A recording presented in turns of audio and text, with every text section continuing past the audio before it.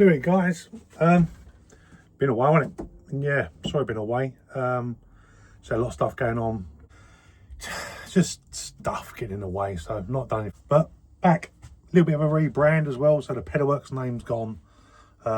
Just going to stick it to being me and keep it a bit simple. And for those eagle-eyed, you'll notice the shed's had a bit of a makeover as well. All the tools being out and about, it's all gone. Decided to tidy up a little bit more of my space rather than just being tools and workshop and whatnot. So yeah. Anyway, today, and the reason why I'm back is we're going to get into doing some sort of DIY how-to videos, or at least give you guys like a first-person reality view to doing some bits on the bikes. And I thought I'd kick off with a reverb, the one that everyone always moans about, but it's actually pretty easy to look after. So I'm going to fix this one, because this one, if I can see it and show you, has got the dreaded bounce.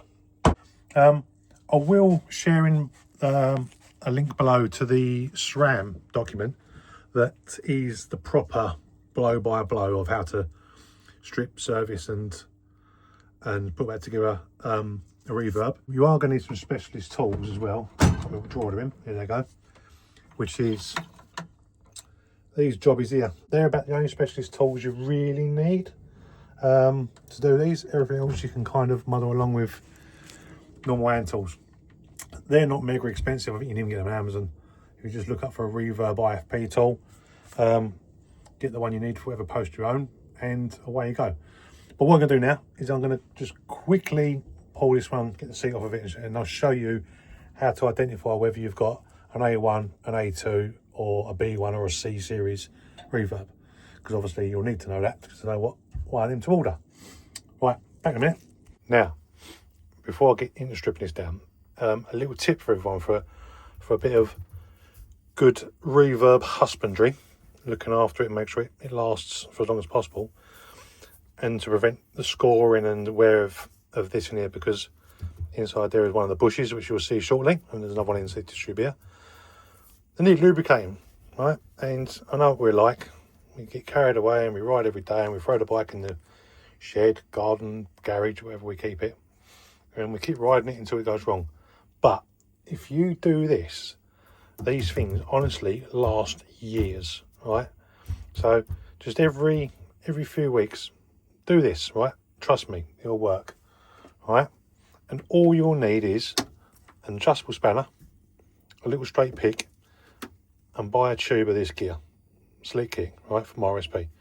And if you can't get hold of that, just a really good suspension grade grease, not normal grease, because it'll break all the seals down. Don't use seal grease because it's too thick and it just makes it all sticky and slow. This stuff, it's oily, good stuff, right? Anyway, all you do is get your pick, pop that little spring off, right, like that. Yeah, easy. Unscrew your collar when it's in the bike, easy to do. Adjustable spanner, I've already cracked it off because they can be a bit tight, but they do go, trust me. Right, and it's off. Now nothing can come apart, nothing can fly out and smash you in the face and hurt you. But what you can do now, right, one, you can lift the collar all the way up and you can apply a thin layer of grease on the tube around here, right? This does two things. One, obviously really lubricates the shaft, but as it goes down, it pushes the old grease, what there probably is left of it, which probably ain't going to be much, out the bottom of the tube. And because you're using that oily grease, it'll get through everything. It'll re-lubricate everything. You're never going to get your sterile clean. The only way you can do that is by servicing it. But doing this, right, this just keeps the post healthy for a while. I'm going to do a bit of cheating here because I ain't got a saddle on. I might be able to, actually no, what I'm doing is one-handed, so hard. Anyway, one of the things you'll do carefully, right, if you're a bit of a clumsy twat, go and get a wooden toothpick. But if you know what you're doing, you can use a metal one. And what you do is just pry it under the seal like this, right? And just push it round. See the shit coming out? Right. That's gathered under the lip of the seal. See it? Right? And just clean it out. Get it all out. Just slowly turn around and work your way around and just pick all that trying to watch what I'm doing here and film at the same time. But that's what you're doing. Look. You're just flipping that seal over and just getting the crap out. I've seen this gear online where people spray it and go up and down and go, here you go, it's clean. But that won't get that out. That won't get the crap out. I mean, you haven't really got to take this off to do that either. You can do it in situ, but it just makes it easier to turn it around. It also means you can, you know, move it away. When it's screwed down, it won't move up and down. But when it's off the post, you get a bit of twist in it. It just makes it easier to get in there and get the dirt out. It also means you've got less chance of scratching the stanchion on your seat post. Sorry, I'm not filming straight again, am I? Right, that's all round. Fresh bit of grease in there. Literally, try and do this one hand in there. Show off. Here we go, 2 fingers. Pop, in back on, so the seal's back on. That goes on. Tighten it back up. You've already greased it. Done. 1 lubricated reverb. Do that every few weeks. This thing, honestly, will run smooth all the time. It won't get sticky and horrible. It won't get graunchy. You won't end up scoring this. It'll just keep running smooth. And then when it comes to service time, when it gets a bit bouncy, you're not going to take it apart and end up with a nasty, worn out post with horrible surprises and more expense. Because if the bush wears this, whole new collar. I think they're about 80 quid. Service kit comes with a new lower bush anyway, so that's by and by. And a new foam to go in here. But this seal and everything else all comes as part of this top cap. And I haven't bought one for a while, but I think they were about 80 quid last time I checked. So a little bit of maintenance like that, honestly, will pay off. Right, anyway, I'm going to get down to stripping it properly. Back in a minute. Another little handy thing to remember when you start doing a reverb, and some people might turn around and go, well, that's obvious, but it ain't always obvious to everyone. The little gauge on the top of your post, make a note where you've got your seat set before you strip it, because then when it comes to putting it back together again, if you put it back where it was, then when you put it back on the bike, your seat's where it was. Okay, so by now you should be at this sort of stage where you've untook the circuit right at the bottom, and you've slid the tube off, got your brass keys out. Hopefully yours wasn't that dry when you took it off. The brass keys fell out and landed on the floor, and now you're sitting there hunting around going, where the bloody hell are these gone? You'll notice these have got little lines in them as well, right? If your post has got loads of knocking side to side with the saddle, right? See these lines on here? That tells you what thickness they are. I can't remember off the top of my head now, but I think the less notches there are, the thicker they are. Anyway, when you buy a service kit, it comes with different ones. So what you can do is, if you've got a bit of knocking, put the same size ones back in and see if the knocking goes away left and right. So literally slide the tube over and see if you can turn it left and right. If it still turns left and right, go to the next one up or next one down until you've just got the tiniest amount of left and right, but the seat post can still go up and down. All right, but that's when it comes to putting it back together. I'm digressing. Right, anyway, so you circuit off, slid the end of the tube out, took the lock off the end, tube's off. You're at this stage here. Right, you're here. Okay, now, something the Rockshox service guide doesn't tell you, right? And I want to tell you this now because I will save you the learning curve that I went through. You will find you've let the air at the bottom, okay? So there's no air in it. So why is this now still springy? I'll tell you why. Because the air that's supposed to be in the air chamber is in the hydraulic side. Hence it bounces up and down. Which also means the hydraulic side is still under pressure. So even though you let the air out and everything's as it should be, right, 2 things you can do, right? You can do what I did first day, back in the day when I first did it, because I followed the instructions to the letter, and I unscrewed this. It's like opening a bottle of champagne, although it doesn't taste as nice. It tastes exactly like seat post oil, because this just comes spraying out and goes everywhere. Now, what you can do, if you've got a straight pick, inside the end of the you'll feel the button, which is what the remote presses. And you'll also feel it's gone quite rock hard. But give it a little press. There it goes. Now, depressurise the system. All right?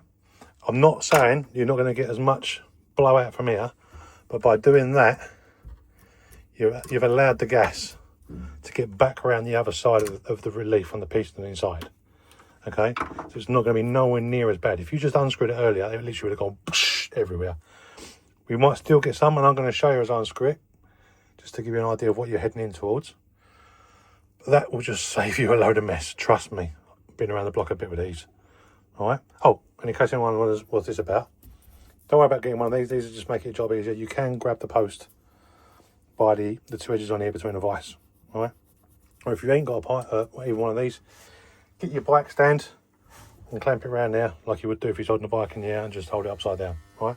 But you're going to want to get hold of this because it just makes it easier, because you're going to need two hands in a minute. Right. Anyway, let me crack this loose and I'll unscrew it, and we'll gradually unscrew it on film and see what happens.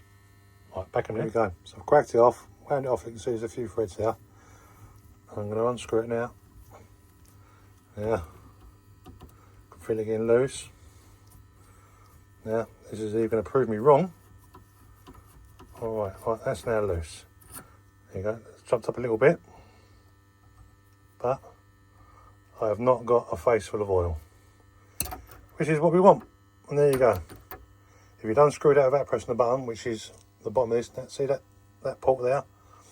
That's basically all the gas that was trapped down that little tube in there. We've just let it out to the side on this cap, so the gas was under this cap rather than the fluid. So when we cracked it off, get a little bit of bubbling, and that's it. What normally happens is it literally spray everywhere. I'm not going to repeat myself like I am already. But there you go. That's that out without you getting covered in oil. Rockshox doesn't show you that in the manual, so please do that one, and unless you fancy a laugh and getting covered in oil, up to you. Anyway, this is this out. Right, so now you can follow the other steps in the manual.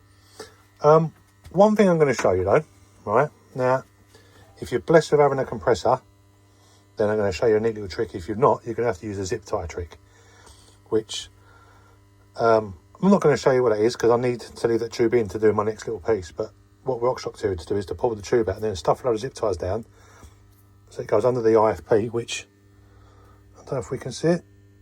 No, it's right down the bottom, right? And that's the problem. When you get right down the bottom now, you can't winkle the buggers out. But if you pour the oil out, so let's see what I'll do is, actually, give me a second, let me get out of the clamp and I'll show you. So that's all the oil out. Literally what I did was just tip the oil out, okay? So now we've got no oil in now. We've got an IFP stuck right down the bottom down here, which we need to get out. Rockshox to stuff loads of zip ties underneath it. Sometimes it works, sometimes it don't. But if you've got a means of blowing air into that port there, watch this. Right, so I've clamped it in this. This is aluminium jaw clamps, it won't damage it, but please don't do it with a metal one. You'll scratch and dig holes into the buggery and ruin it. So don't do that. All you need to do is hold this, right? If, like me, you've got a compressor or a means of blowing air and you've got one of these, this makes this job so easy. If you haven't, then refer to the Rockshox guide and go and grab yourself a handful of zip ties. Anyway, all you need to do, right, is with a rag, just to stop it not in your finger, in the end of the post where the small tube is, put your finger over the small tube. And all you're trying to do is to stop blowing the tube out. And if you blow down the air port with a short blast, it will blast the IFP to the end, all right, which I've just done. There's the IFP. It blows it up to the end. And all you've got to do then is just carefully with a pick, lift the tube out, and the IFP's right at the end, which you can just wiggle it out with your finger. Right, I'm going to do that now, and I'll show you what it looks like. Yep, and there you go. IFP, inner tube, the outer tube, all separated. Yeah, this can be an absolute gig to get out. When that's all the way up the end of the tube out, and the basically Rockshox to keep pulling zip ties through, so the head of the zip tie goes out the other end, and you keep stuffing them in, so it acts like an outward facing claw, and you pull it back up. Good luck. I mean, I did make a tool back in the day, right?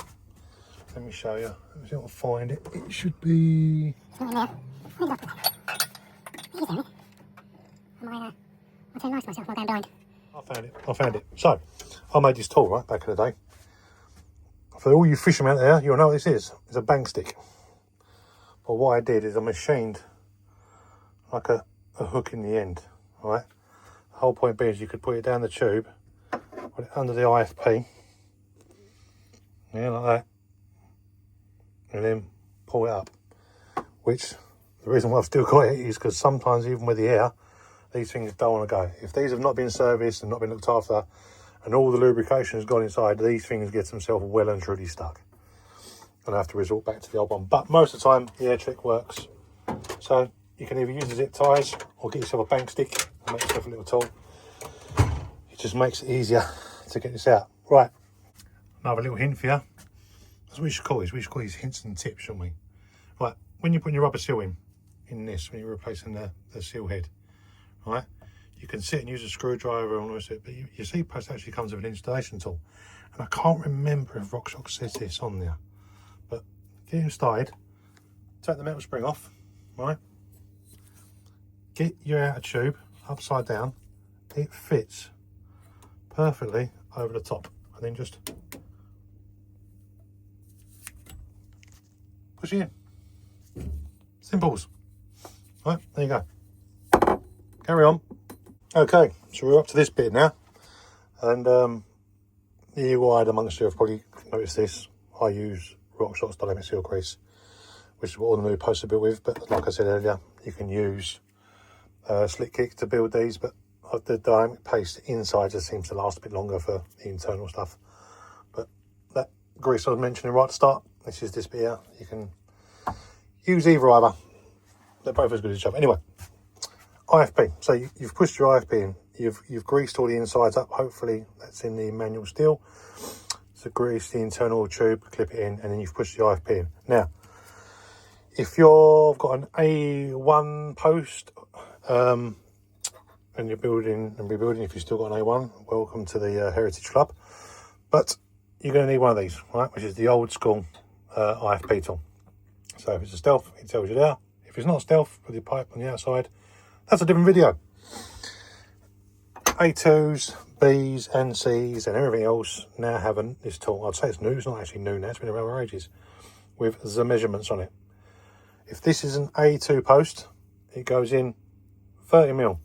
If it's a B, it goes in 50mm. Make sure you do it the right way around, because if you put A to 50, it won't come back up properly.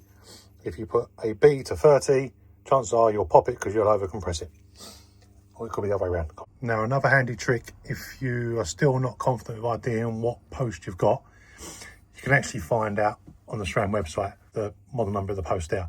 If you go on to the SRAM.com service page, it asks you to put the model number in. I'm going to put a picture which you should be able to see now.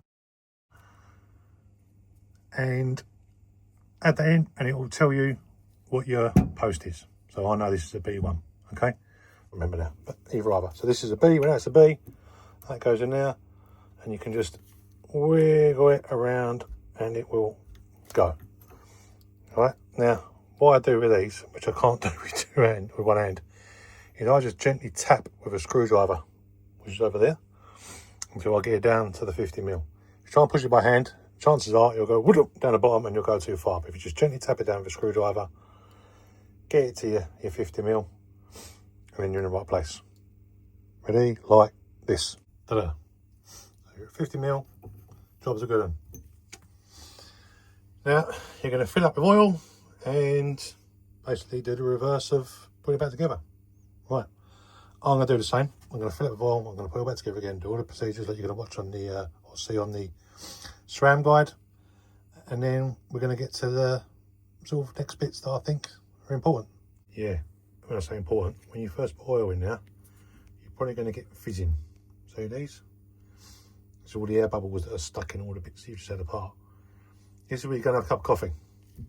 Let these disappear. I think the Rockshox one tells you to fill up and wipe at your finger. Trust me, this is where a bit of patience pays dividends. The more air you leave in the residual air, chances you can have a little bit of bounce. Get rid of it all. I mean, I know a couple of bubbles probably won't make much difference, but me, I like making sure it's done right. So, as you can see, they're still coming up now. I'm going to go have a cup of coffee. I'm going to come back. They're going to be finished, and I'm going to put it back together. So, next little pro tip. When it comes to the sort of final, getting towards the final assembly, a couple of things. I can't remember which way it tells you how to do it. But I think it tells you to put the keys in and then slide the tube down.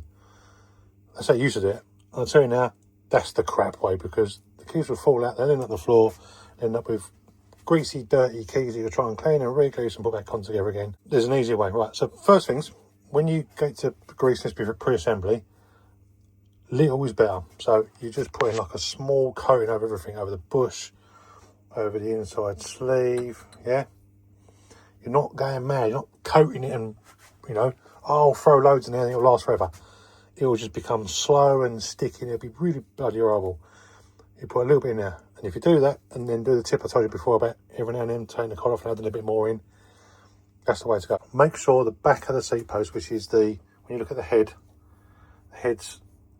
post is leaning that way, so if it's upside down, yeah, the post will be pointing that way forward, right? So that's the back of the post. The Rockshox symbol is the back of this.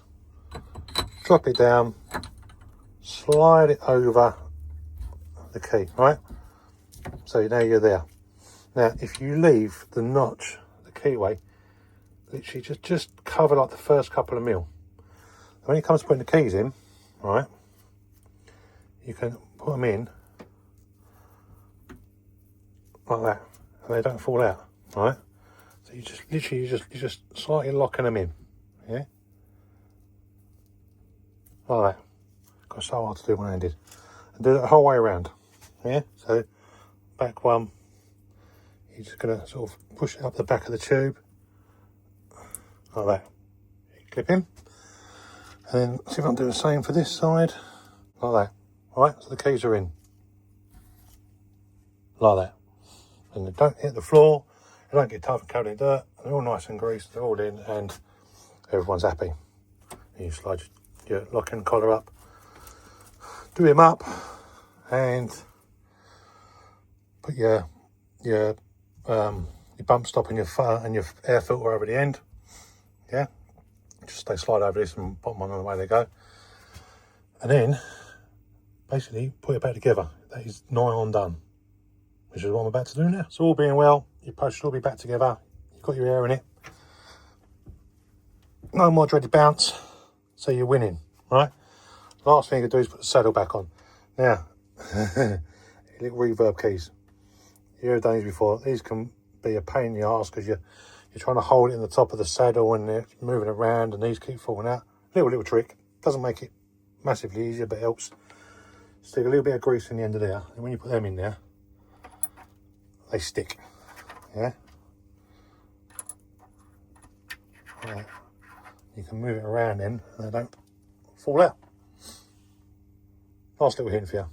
Oh yeah, one last little trick you can do. So if you want to make sure it's working properly without having to plug the remote back in, if you get a 3mm Allen key, and then the button we pressed earlier to decompress the chamber, you press it in and pull down on the post, and then take it back out, the post stays down.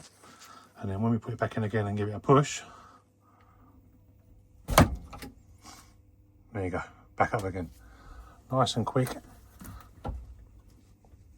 No bouncing. Jobbed. And there we go, that is done. Give it a quick wipe down. It's ready to go back on the customer's bike. So that's reverbing.